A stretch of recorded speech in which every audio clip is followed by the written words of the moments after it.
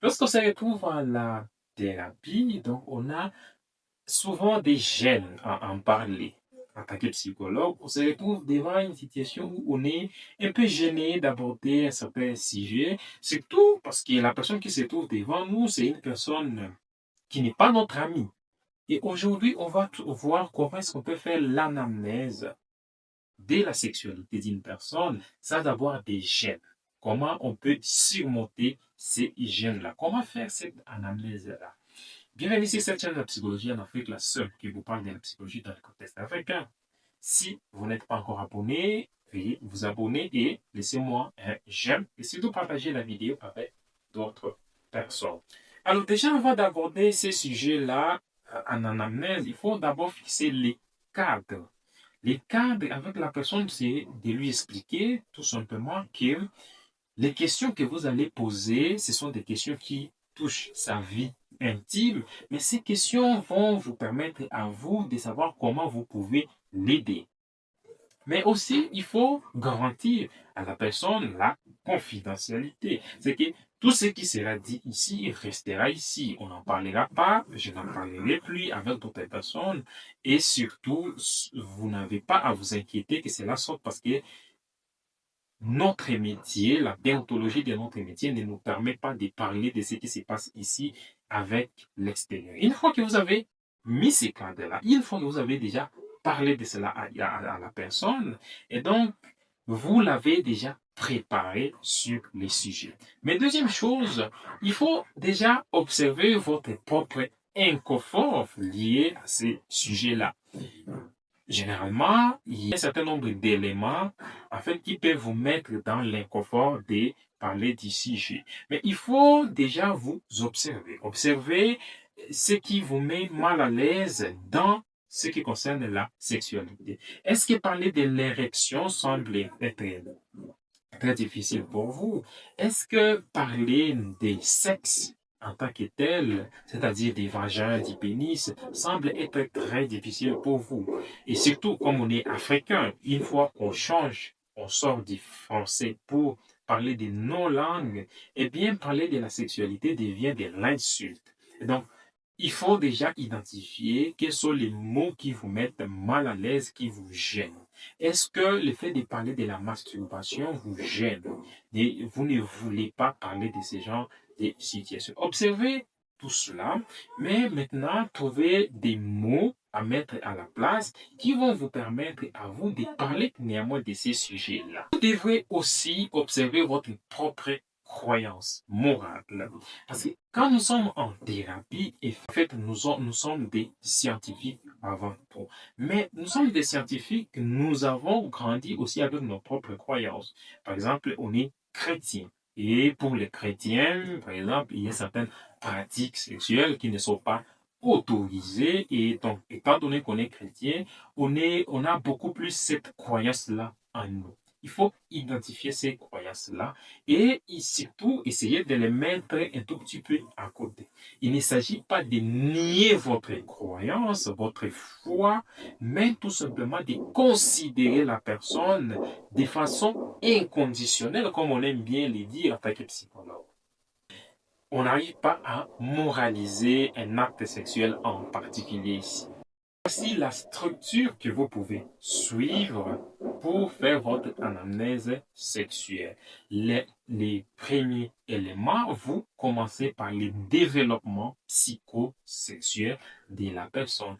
Et dans le développement psychosexuel, il y a deux choses que vous devez aborder.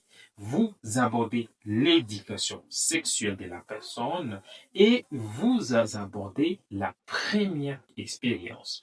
Concernant l'éducation sexuelle de la personne, vous demandez à la personne, vous questionnez la personne par rapport à l'éducation reçue dans sa famille, concernant la sexualité, concernant les sexes, tout ce qui est en rapport avec la relation sexuelle. Quelle est l'éducation qu'il a reçue par rapport à sa religion? Quelle est l'éducation qu'il a reçue? Qu'est-ce qu'il a appris par rapport à des films? Peut-être des films pornographiques, peut-être tout simplement des films éducatifs. Qu'est-ce qu'il a appris de ses amis? Qu'est-ce qu'il connaît par rapport à la sexualité et qui est issu de ses amis. Et donc là, vous allez questionner la personne par rapport à toutes ces thématiques-là, à l'éducation reçue. C'est très important parce que ça va vous servir lorsque vous allez mettre en place des actions pour aider la personne, peu importe les troubles qu'il présente.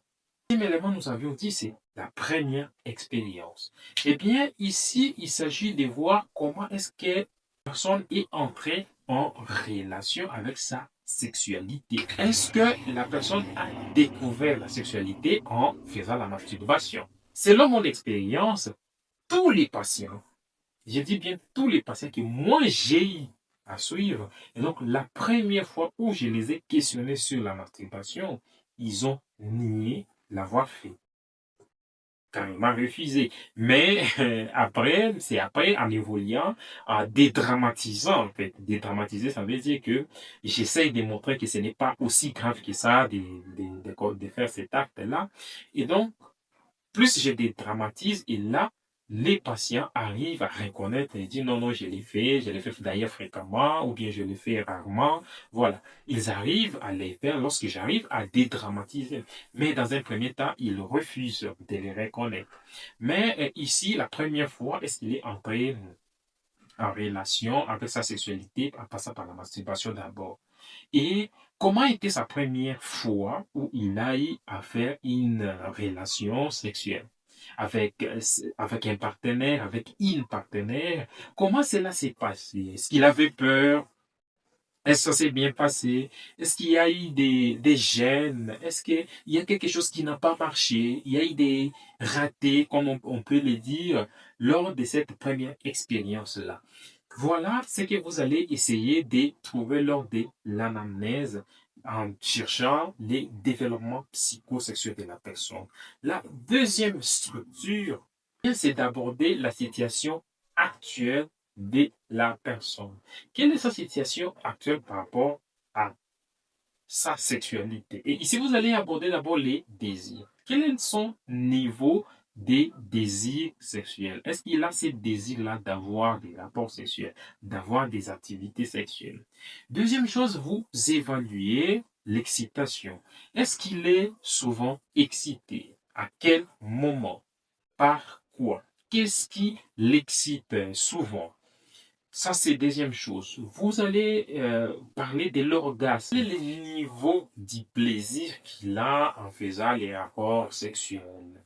Et aussi sa satisfaction. Est-ce qu'il est satisfait de sa vie sexuelle? Est-ce qu'il y a des choses qui clochent, des choses qu'il n'aime pas et qu'il aimerait modifier? Si c'est une personne qui est venue avec une plainte principale des problèmes sexuels, c'est très facile que la personne s'exprime. Mais si la personne est venue pour d'autres choses, en fait, il faut à chaque fois, à chaque étape, essayer de dédramatiser.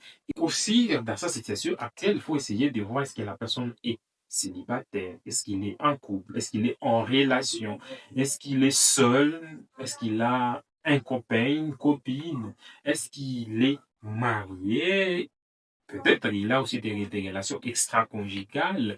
Tout cela, vous évaluez. Le but, c'est d'aider la personne. Il n'y a pas de moralisation ici. C'est toujours de viser le bien-être de la personne. Et lorsque vous terminez la situation actuelle, vous passez à l'étape suivante, qui est celle de voir les facteurs psychologiques qui entrent en jeu. Les facteurs psychologiques, je les répète à tous mes patients qui ont des problèmes sexuels, les premiers organes sexuels, c'est ici. C'est dans les cerveaux, c'est dans la tête. Ça, c'est les premiers organes sexuels. Une fois que le cerveau, votre tête vous fait des tours, et donc votre organe sexuel aura des difficultés. Donc, dans les facteurs psychologiques, vous allez essayer d'identifier est-ce que la personne a une peur de la sexualité, a une anxiété, parfois l'anxiété des performances. Est-ce qu'il veut toujours être performant au détriment d'avoir du plaisir? Par exemple, certains patients, surtout les hommes, se mettent tellement de pression pour faire des rapports sexuels par rapport à des minutes qui sont déjà prédéterminés pour eux, le nombre de fois qu'ils doivent faire les rapports sexuels et comment est-ce qu'ils doivent satisfaire l'autre partenaire. Et ça, c'est l'anxiété des performances que vous deviez évaluer chez la personne. Est-ce qu'il a cette anxiété-là? Autre chose, est-ce qu'il a honte des rapports sexuels? Eh bien, par rapport à l'éducation, on en a parlé, l'éducation réussie, il y a certaines personnes qui peuvent avoir peur ou même de la culpabilité par rapport à l'activité sexuelle. Tout cela vient souvent par rapport à certaines croyances, à certaines éducations que la personne a reçues. Et donc, il est important d'évaluer maintenant ici, lors de l'anamnèse, d'essayer de trouver ces facteurs-là qui mettent la personne qui fait que la personne a honte ou la personne se culpabilise d'avoir telle pratique sexuelle, par exemple. Très important encore, là, il faut parler de l'image corporelle. Quelle est la façon dont la personne se représente lui-même corporellement? Comment est-ce qu'il voit son sexe? Comment est-ce qu'il voit ses seins? Comment est-ce qu'il voit son corps en général? Comment est-ce qu'il se perçoit lui-même? Est-ce qu'il pense qu'il est bon? Est-ce qu'il pense qu'il est bien dans son corps? Est-ce qu'il pense que son corps a des défauts? Ces défauts-là, est-ce qu'ils sont graves? Est-ce qu'ils ne sont pas graves? Et c'est tout cela qu'on va essayer d'analyser lorsqu'on essaie de faire de l'anamnèse. En fait, l'anamnèse, quand on parle de la sexualité, on va toucher beaucoup plus de choses que le sexe en soi. On ne se limite pas au rapport sexuel, mais on voit tout ce qui entoure la sexualité. C'est là que vous faites votre anamnèse. Voilà, si vous êtes encore là, c'est-à-dire que vous avez aimé la vidéo, donc laissez-moi un j'aime et partagez la vidéo auprès d'autres psy qui pourront être intéressés par le sujet. On se retrouve lors de la prochaine vidéo. Je vous dis ciao.